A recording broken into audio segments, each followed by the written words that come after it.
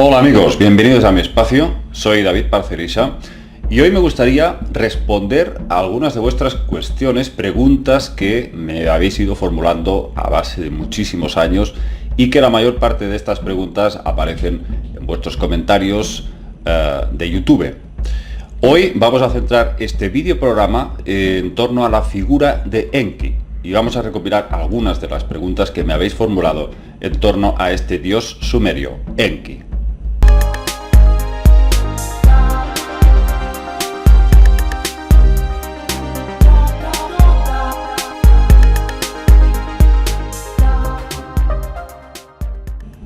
Bueno, a Enki se le asocia principalmente con el mito griego de Prometeo, el famoso titán que se supone que es amigo de los humanos, amigo de los seres humanos, y que finalmente se rebela contra los dioses y roba el fuego del conocimiento y lo entrega a los hombres. Luego por ello es castigado. También está Enki muy asociado al dios egipcio Ptah, o también llamado Ptahhotep, el señor de la magia, o también el maestro constructor. Este dios Ptah habría gobernado y habría fundado Egipto durante 10.000 años. La friolera de 10.000 años. Pero claro, siempre estamos hablando de una serie de entidades, no solamente de naturaleza alienígena o extraterrestre, en su sentido foráneo, que proceden de fuera de la Tierra, sino también de entidades que tienen una naturaleza interdimensional, es decir, manejan el espacio y el tiempo hasta cierto punto, creo yo, y son capaces de interactuar con otras dimensiones, son capaces de, vamos a decir, introducirse por puertas dimensionales, ¿no? Entonces, ha unido a todo eso una gran sabiduría para prolongar su vida, o sea, seres con una longevidad que desde luego para nosotros nos parece ridículo hablar de 10.000 años, pero no para estos seres, que desde luego unos miles de años era probablemente como sería para nosotros un año o dos de nuestra existencia, ¿no? Entonces, bueno, Enki, antes que nada habría que sobre todo sintetizar un poco que de entre todos los dioses sumerios, vamos a decir que Enki fue el considerado el más sabio, era el dios de las artes, de la escritura, tenía unos conocimientos muy avanzados sobre, vamos a decir, ingeniería marítima, era el dios siempre asociado a provisionar de agua a los pueblos hambrientos de la tierra, era el que siempre creaba embalses y era capaz de desviar incluso el curso de los ríos, ¿no? Entonces, bueno, incluso anteriormente sabéis, muchos de vosotros, que antes de obtener el título de Enki, señor de la tierra, también era conocido como Ea, el señor de las aguas. Siempre va vinculado a la figura de Acuario, el aguador. Entonces, bueno, parece ser que este ser también era conocido como el dios que custodiaba las leyes divinas. De ahí podríamos hablar de las famosas tablas Me, o las tablas celestiales, que se refiere a ellas con este término, tablas celestiales, el famoso libro de Enoch, cuando supuestamente es abducido, por supuesto fuera de la connotación religiosa. Nosotros podemos considerar que es una abducción, y Enoch recibe una especie de instrucción por parte de una serie de ángeles, y ahí es cuando descubre que estos seres tienen como una especie de objetos tecnológicos que podríamos comparar con microchips que procesan una serie de información, y esta especie de objetos parece que tienen como la capacidad de, vamos a decir, leer diferentes eventos futuros. O sea, estaríamos hablando de máquinas cuánticas que calculan diferentes líneas temporales en donde se pueden producir diferentes acontecimientos en el futuro. Esto lo tenemos de la mano del libro de Enoch, y lo tenemos también en los textos sumerios, las famosas tablas Me o tablas celestiales. Entonces, Enki estaba asociado a estos extrañísimos objetos que eran capaces de calcular eventos del futuro. Bueno, también Enki era conocido ya lo que es a través de Ptah, por supuesto el Ptah egipcio, que poseía el don de resucitar a los muertos, algo que para nosotros es pura magia, pero que parece que conseguían realizar este tipo de hazañas médicas a través de una biomedicina muy avanzada. Como Ta fue el padre de Ra, Ra era pues el propio Marduk, dios de Babilonia. Por lo que se desprende de los textos más antiguos que se conocen, Enki Ta fue un dios que transmitió grandes conocimientos espirituales al ser humano. Es decir, si bien la mayoría de los dioses sumerios eran criaturas belicistas, agresivas, conquistadoras y con una gran sed de venganza, Enki, vamos a decir que difería del resto de estas entidades y luchaba para otorgar derechos y privilegios al ser humano. Desde luego podríamos también encontrar otros equivalentes de otros dioses, de otras culturas con Enki. Seguro que vosotros conocéis un montón, pero yo básicamente he querido resaltar la figura de Prometeo y de Ta egipcio como los que probablemente eran más ajustados a la realidad.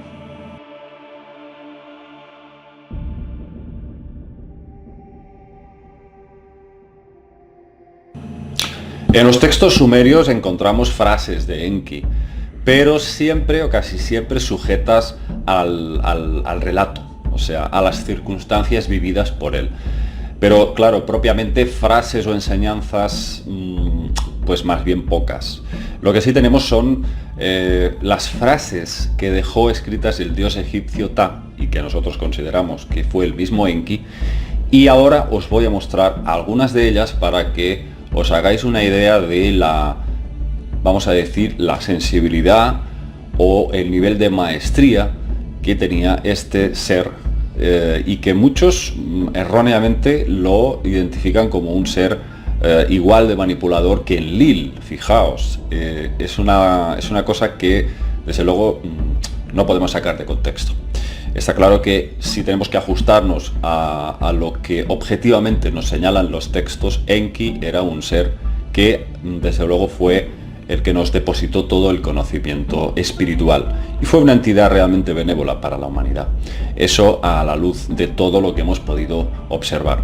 Y ahora os muestro algunas de estas enseñanzas espirituales de Enki Ta, este Ta egipcio, también conocido como Ta-Hotep.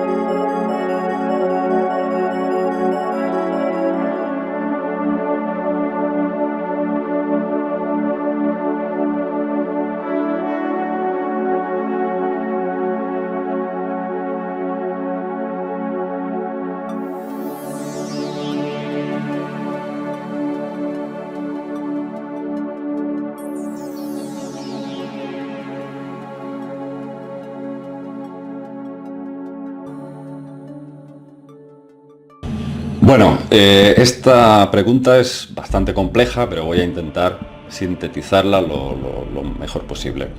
Enki era conocido como uno de los dioses más incestuosos del panteón sumerio. Vamos a decir que probablemente a nivel humano o desde la perspectiva humana Enki sería un pederasta. Claro, lógicamente estamos hablando de que en esta cultura sumeria se nos describen unos seres, unos dioses Anunnaki, pues con una especie de tradición que consiste pues en mantener relaciones sexuales entre miembros de su propia familia, de su misma sangre. Pero es que eso además no era considerado un defecto, sino una virtud. Fijaos, o sea, eso era pues más o menos como de primera necesidad para poder prolongar las líneas de sangre entre ellos, y cuanto más puras eran, lógicamente pues eso les incitaba a tener sexo entre hermanos y algunas veces pues incluso entre padres e hijos. Era algo pues que también en la cultura hebrea se puede ver que también se permite que los descendientes de un linaje tienen que tener hijos entre hermanos, por ejemplo. Eso es lo más común, ¿no? Entonces, bueno, la pregunta de cuántos hijos tuvo Enki, es una pregunta bastante complicada. Tuvo hijos varones que se convirtieron en grandes dioses y grandes mandatarios, como por ejemplo Dumuzi, el dios del pastoreo, Gibil, el dios de la metalurgia, de la fundición. Tenemos a Nergal, otro hijo de Enki, que era el señor del inframundo, el señor de los muertos. Ninagal, y también tenemos a Ningizida, famoso Ningizida, que es el que heredó como símbolo las dos serpientes entrelazadas, el caduceo, el símbolo de Enki, lo heredó Ningizida. Este ser encarnaba al dios Hermes, era un dios relacionado con la escritura, el conocimiento, y que hay que decir también que algunos lo ven asociado a este Ningizida con la llamada la serpiente emplumada, el dios de la cultura mesoamericana, Quetzalcóatl, y que supuestamente trajo el conocimiento al hombre antiguo. Pero desde luego ningún hijo de Enki tuvo tanto nivel de poder y vamos a decir, y popularidad como Marduk. Marduk alcanzó la cúspide del poder divino por ser el gran dios de Babilonia. En el Enuma Elish, el poema épico de la creación babilónica, se recoge el nacimiento, los detalles del nacimiento de Marduk. Un relato pues curiosísimo, porque se describe el momento en que Enki ve a su hijo Marduk a nacer. Y dice que este Marduk nació con 2 cabezas y con 4 ojos. Los expertos aseguran que esto está escrito en sentido metafórico, o sea que no es que podamos a través de estos textos interpretarlo bajo el aspecto de la bicefalia, sino que sería pues un texto que expresaría la sensibilidad doble de aquel ser.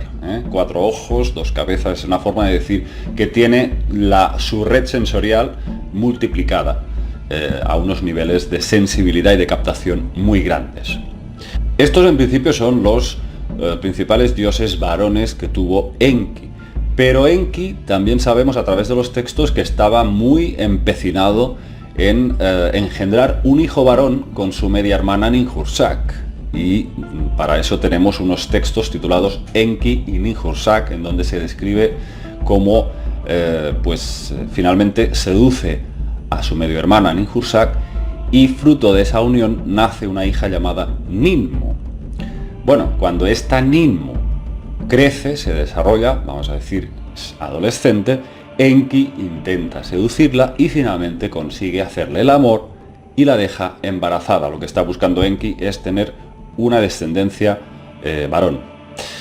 De esa unión con esta joven, pues da a luz a otra hembra que se llama Ninkurra. Así figura en los textos, y por ejemplo os puedo recomendar la lectura de este maravilloso libro que compila todos los textos literales sumerios, escrito por Federico Lara Peinado, Mitos Sumerios y Acadios. Una maravilla de libro, y no hay desde luego lugar a dudas de que ha sido traducido por grandes expertos como Samuel Noah Kramer o incluso este extraordinario lingüista Federico Lara Peinado. Aquí en este libro se recopila esta historia que os estaba contando sobre Enki intentando tener esa descendencia varón.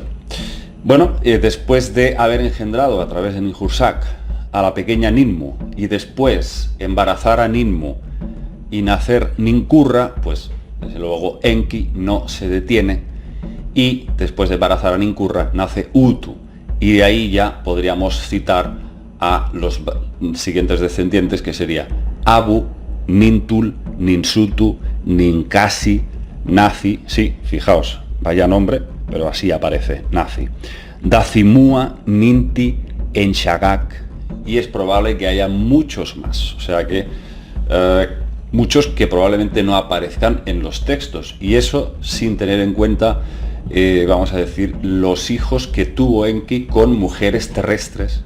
Pues fijaos que es bastante difícil asegurar cuántos hijos tuvo propiamente este dios.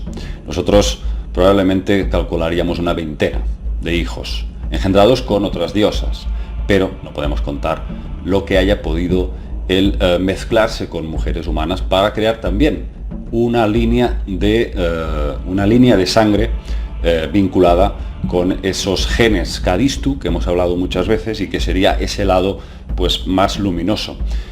Sin embargo, como veis, no todo es oro lo que reluce a nuestros ojos. Enki, desde luego, sería algo así como un pederasta. Pero, por supuesto, en esa cultura, en esta especie de tradición de estos Anunnaki, parece que formaba parte de sus vidas el realizar estas cópulas, ¿no?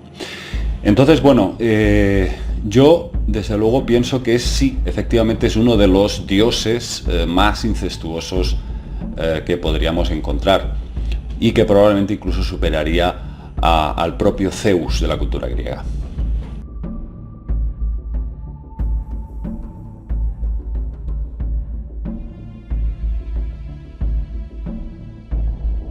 Bueno, estas figuras que fueron encontradas en el yacimiento de Jarmo, al norte de Irak, para mí constituyen la prueba definitiva de que los Anunnaki eran seres reptilianos.